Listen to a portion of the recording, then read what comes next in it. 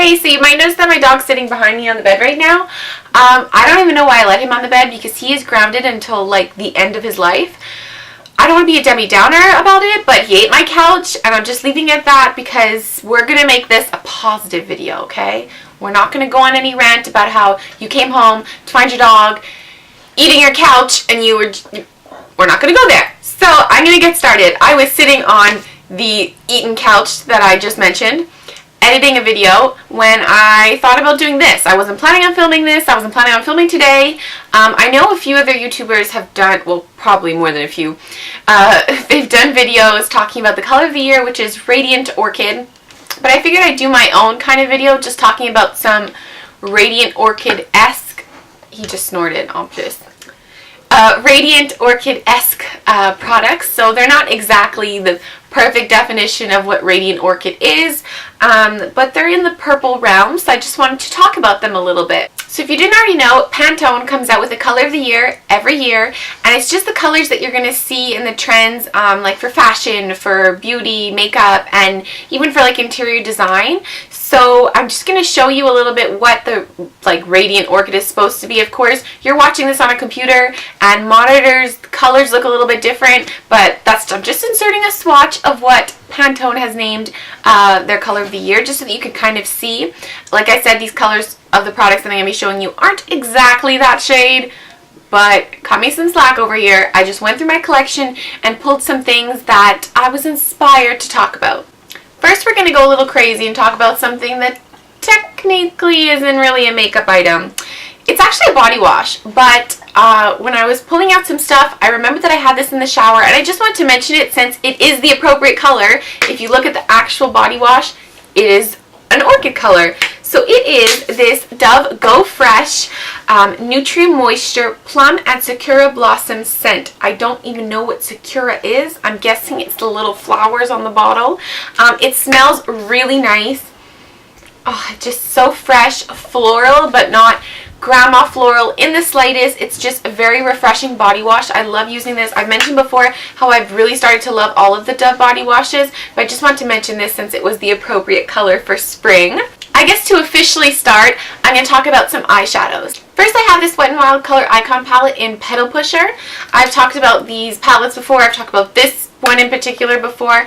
I just really love it, but what's great about it is that it really has all the shades you need to create a Radiant Orchid inspired eye makeup look. And it's funny because I actually don't have that many purple eyeshadows, which is surprising because I have green eyes and purple is the perfect color to accent green.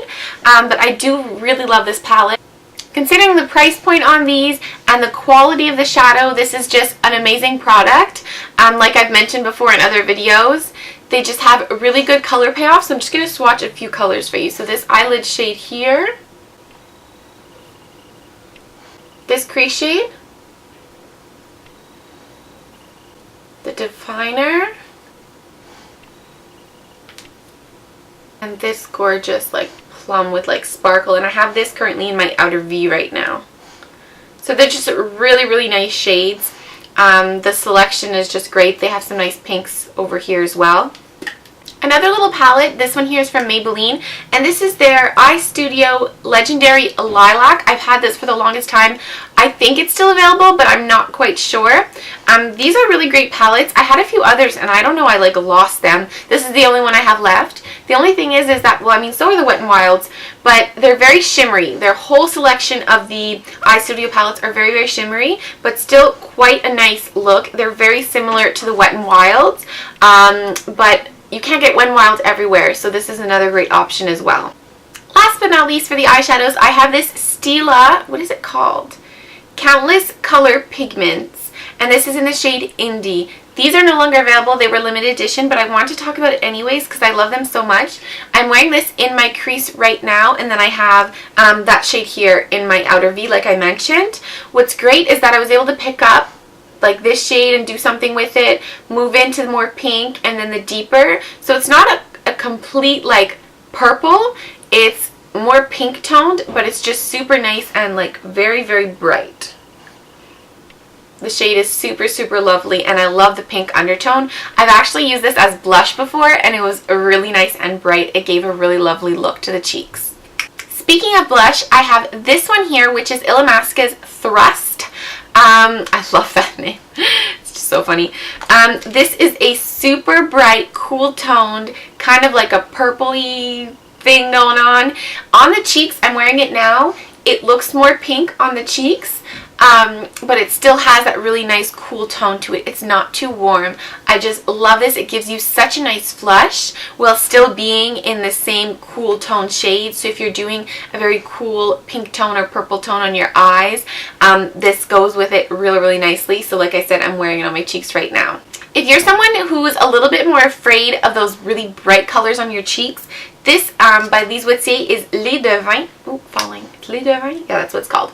It's a Lise Wittier blush, so it's more of a deep plum. So it's a little bit more wearable, but I wanted to include it just because for those who are a little bit more afraid of bright colors on the cheeks, because I know that could be a little bit intimidating, this is a great one. So where can I swatch that? See? So it's just, it gives a really nice look. And if you put the color a little bit lower down on your cheekbones, you can get a really sculpted look with this. Moving on, I have this multi-use product here. So this is the Benefit Lolly Tint. So these are stains for your lips and your cheeks.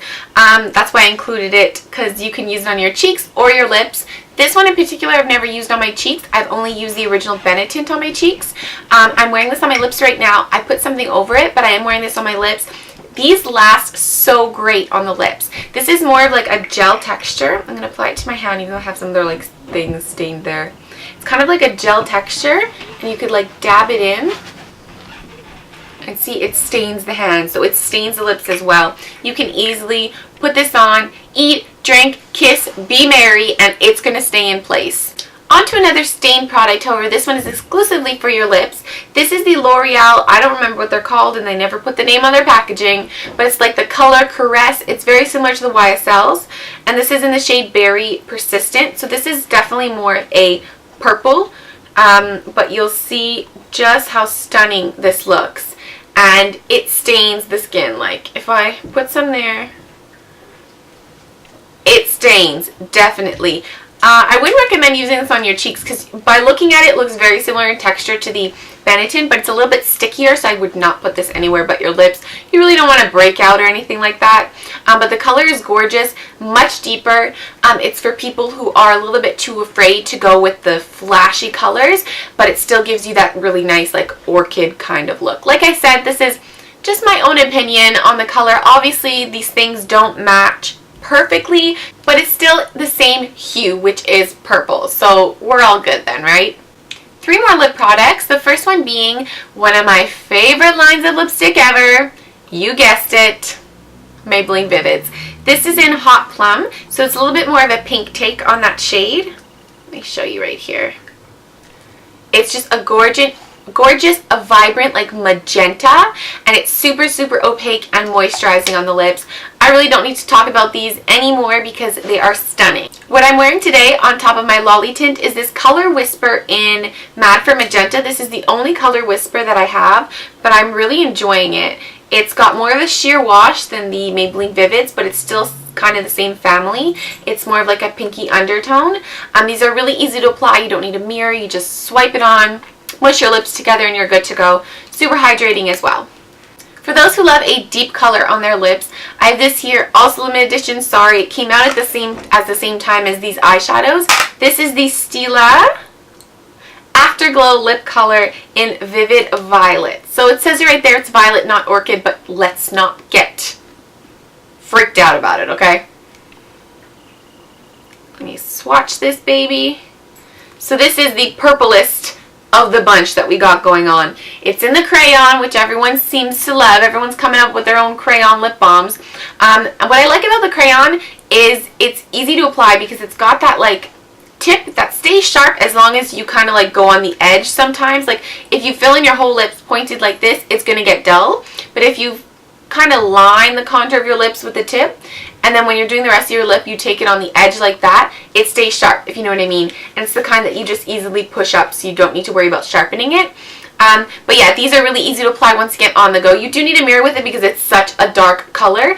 But if you still are in a rush in the car, in the mirror. You don't need to be sitting there super precise with like a lip liner and then a lip brush because it's such an intense color. It's in a crayon, so it's really easy to work up the color, or dab a little bit on to get like a sheer wash. Almost done. I have 3 nail polishes to talk about.